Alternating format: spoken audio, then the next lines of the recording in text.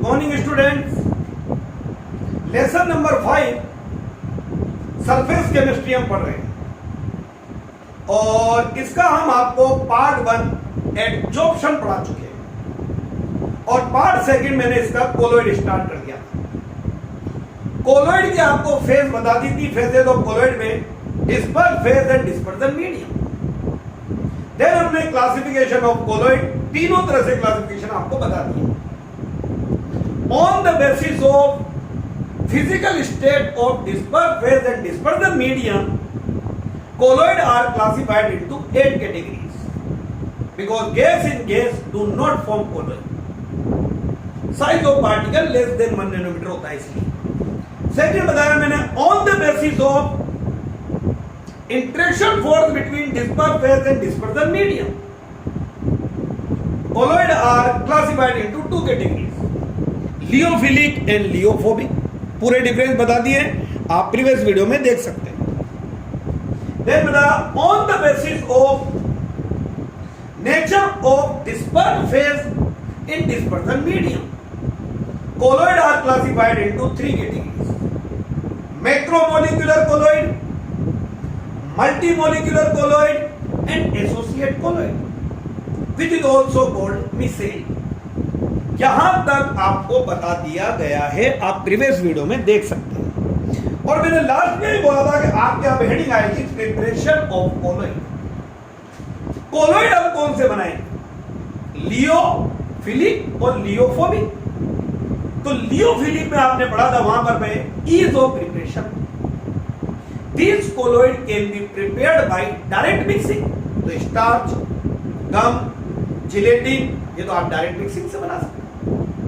But आपको बनाने लियोफोबिक, यहां डिस्पर्स फेज और डिस्पर्जन मीडियम में रिपल्शन होता है, तो इसके लिए स्पेसिफिक मेथड्स होते हैं। तो this colloid are prepared by specific methods. तो हेडिंग आती है प्रिपरेशन ऑफ लियोफोबिक कोलोइड। इसके लिए पहला मेथड लेते हैं रोमन में first, condensation method. Condensation method और एक आएगा इनमें डिसइंटीग्रेशन और डिस्पर्जन मेथड। नाम से क्लियर हो रहा है, कंडेंसेशन मेथड में साइज ऑफ पार्टिकल्स जो है यहां पर पे होंगे लेस देन 1 नैनोमीटर। तो हम पार्टिकल को कंडेंस करेंगे और कंडेंस करके उन पार्टिकल्स को हम लेकर के आएंगे कोलोइडल रेंज में। तो साइज ऑफ पार्टिकल यहां होगा लेस देन 1 नैनोमीटर और हम उन्हें कंडेंस करके कोलोइडल रेंज में लेकर के आएंगे। दूसरा होगा डिसइंटीग्रेशन और डिस्पर्जन मेथड। उन मेथड्स में साइज ऑफ पार्टिकल होगा ग्रेटर देन 1000 नैनोमीटर, तो हम उनको तोड़ करके कोलोइडल रेंज में। कंडेंसेशन मेथड में size of particle less than 1 nanometer है, हम उन्हें कंडेंस करके कोलोइडल मेथड में लाएंगे। इसमें पहला आता है by chemical reaction. By chemical reaction, आप केमिकल रिएक्शन से बना सकते हैं। तो देखिए केमिकल रिएक्शन में क्या है भाई, ए बाय ऑक्सीडेशन। पहला मेथड आपके पास में फर्स्ट मेथड आता है बाय ऑक्सीडेशन। आप ऑक्सीडेशन मेथड से बना सकते हो। कैसे? ये H2S गैस को पास करना है लिक्विड ब्रोमीन में। तो when H2S gas is pass in bromine, तो यहां से सल्फर और ये 2H और 2H भी यहां। सल्फर की ऑक्सीडेशन स्टेट यहां आ रही है -2 और यहां आ रही है 0।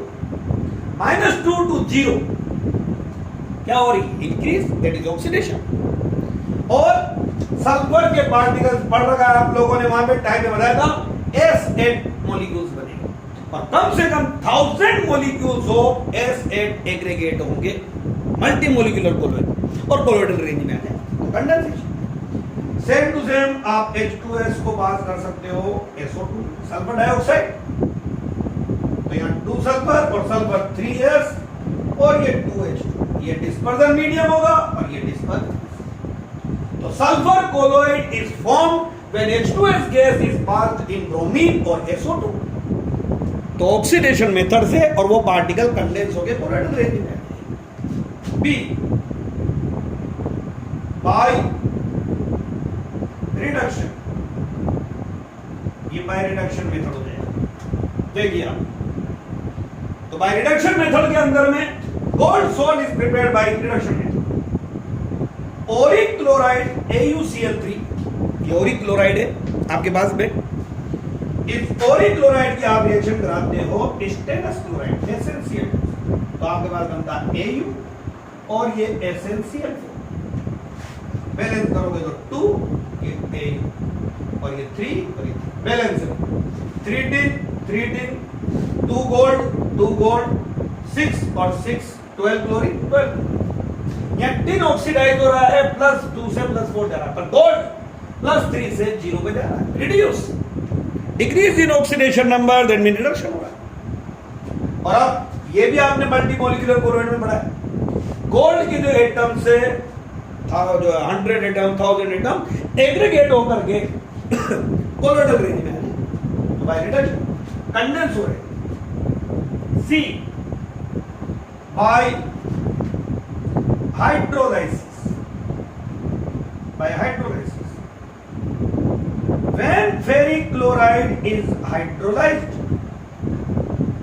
ferric chloride is hydrolyzed, Fe plus 3 oxidation state है, ये ले लेगा फेरिक हाइड्रोक्साइड, इसका प्रेसिपिटेट बनेगा और 3H HOH HOH HOH, Fe ने 3OH ले ली और 3OH 3HCl 3H, और फिर फेरिक हाइड्रोक्साइड जो है अपनी सरफेस पे फेरिक पार्टिकल का सेलेक्टिवली एडजॉर्प्शन करेगा और सारे पार्टिकल में सेम चार्ज है, और आपके पास फेरिक हाइड्रोक्साइड का सोल बनेगा। सोल आप लोगों को याद है, मैं बता चुका हूं टाइप ऑफ कोलॉइड में। Sol is a colloid in which dispersed phase is solid and dispersion medium is liquid. तो when solid present in liquid it is called sol, और आपके ज्यादातर सोल ही आता है। देन इसी में फर्स्ट वाले मेथड में ही रोमन एफेक्ट चल रहा है, उसी के अंदर में आपके केमिकल रिएक्शंस में नंबर 4 आती है method by double displacement, bye double decomposition method, D bye double decomposition method, by double displacement double decomposition method, इससे आर्सेनिक सल्फाइड का सोल बनाते हैं।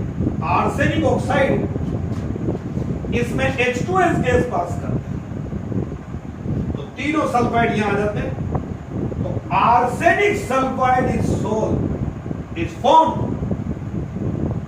when H2S gas passed in arsenic oxide solution by double decomposition method। ये आपके हुआ है Roman में first चल रहा है आपके कंडेंसेशन मेथड, उसका पहला आया by chemical reactions. Chemical reaction में आपने 4 केमिकल रिएक्शन हमने आपको बताई है, बाय ऑक्सीडेशन आप बना सकते हैं, बाय रिडक्शन आप बना सकते हैं, बाय हाइड्रोलाइसिस आप बना सकते हैं, और बाय डबल डीकंपोजिशन आप बना सकते हैं। कंडेंसेशन में ही नंबर 2 मेथड आता है आपके पास में बाय फिजिकल मेथड्स। लीजिए मैं अब फिजिकल मेथड, पहले था by chemical reaction. Physical method में नंबर 1 आता है बाय एक्सचेंज ऑफ सॉल्वेंट या सॉल्वेंट एक्सचेंज ऑफ सॉल्वेंट। समझिए भाई, बाय एक्सचेंज ऑफ सॉल्वेंट में क्या होता है, इससे आप सल्फर का सोल बनाते हैं। Sulphur sol is prepared by this method. Sulphur is soluble in alcohol but sulphur is insoluble in water. क्या मतलब हुआ, सल्फर को अगर आप एल्कोहल में डिसोल्व करोगे तो वहां साइज ऑफ पार्टिकल होगा लेस देन 1 नैनोमीटर, पर सल्फर को अगर आप एल्कोहल में डिसोल्व करोगे तो वहां साइज ऑफ पार्टिकल होगा ग्रेटर देन 1000 नैनोमीटर। तो alcoholic solution of sulphur, sulphur को एल्कोहल में डिसॉल्व कर लो and this solution is transferred to water. Alcoholic solution of sulphur is transferred to water. तो जैसे वाटर में ट्रांसफर करोगे तो वहां पार्टिकल ऑफ सल्फर जो है वो एग्रीगेट होने लग जाए और ना तो लेस देन 1 नैनोमीटर रहेंगे ना ग्रेटर देन 1000 नैनोमीटर और कोलोइडल रेंज में आ जाए। तो sulphur sol is obtained when alcoholic solution of sulphur is transferred to water by exchange of solvent. B by excessive cooling. लीजिए, बाय एक्सेसिव कूलिंग से आप आइस का जो है वो सोल बना सकते हैं। आपको लेना है वाटर एंड ईथर और इसको आप एक्सेसिव कूलिंग कीजिए तो वाटर जो पार्टिकल है वो फ्रीज होने लग जाए और sol of ice in ether is form. ये आपके पास बन जाए। ये मेथड है फिजिकल मेथड। और अब कंडेंसेशन मेथड के बाद में आपके नेक्स्ट मेथड्स आते हैं। तो देखिए भाई अगले वाले मेथड जो हैं रोमन में सेकंड डिस्पर्जन और डिसइंटीग्रेशन मेथड। इन मेथड में मैंने आपको बताया साइज ऑफ पार्टिकल्स जो हैं वो ग्रेटर देन 1000 नैनोमीटर। तो हम पार्टिकल्स को ब्रेक करेंगे और कोलोइडल रेंज में लाएंगे। इसके अंदर नंबर 1 पहला आता है mechanical disintegration. Mechanical disintegration, mechanical dispersion. Mechanical disintegration is carried out by colloidal mill. ये कोलोइडल मिल, कोलोइडल मिल होती है। कोलोइडल मिल में 2 मेटल डिस्क होती है, ऐसे 2 मेटल डिस्क होती है। ये मिल जैसे नॉर्मल मिल होती है चक्की घट्टी जिसको हम बोलते हैं, ऐसे इसमें 2 मेटल डिस्क होती है। ये स्टैंड पे लगी हुई है, ये स्टैंड पे। ये ऊपर से इसके अंदर में यहां से